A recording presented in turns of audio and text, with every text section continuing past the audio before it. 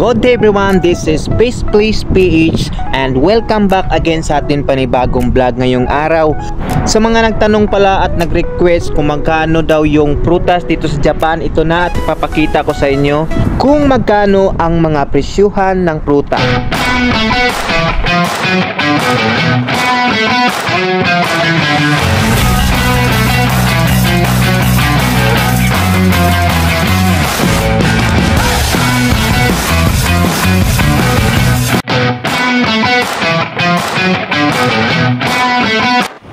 So ito na nga at nandito na tayo mismo sa mga bintahan nila ng prutas.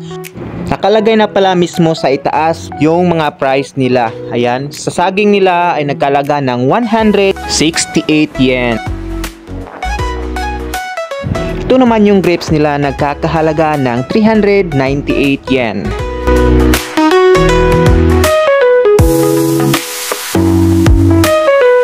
At ito naman yung mga price ng kanilang orange.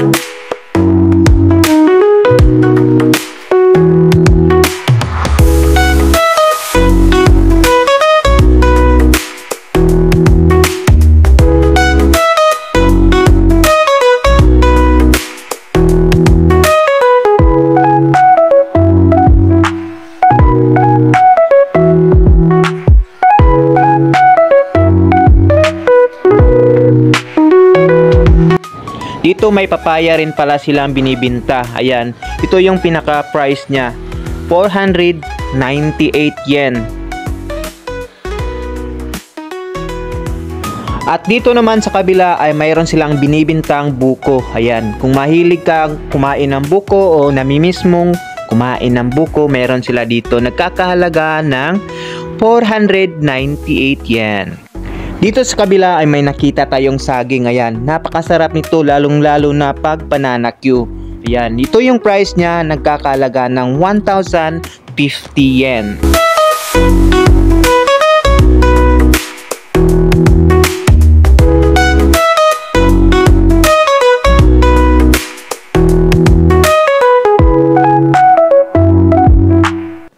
Ito naman yung price ng mansanas nila, nasa 1,100.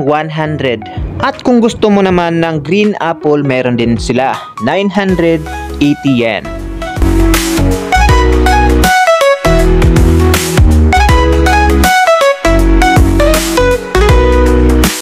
So hanggang dito na lang yung video natin. Hanggang sa muli, this is Best Place PH and thank you for watching.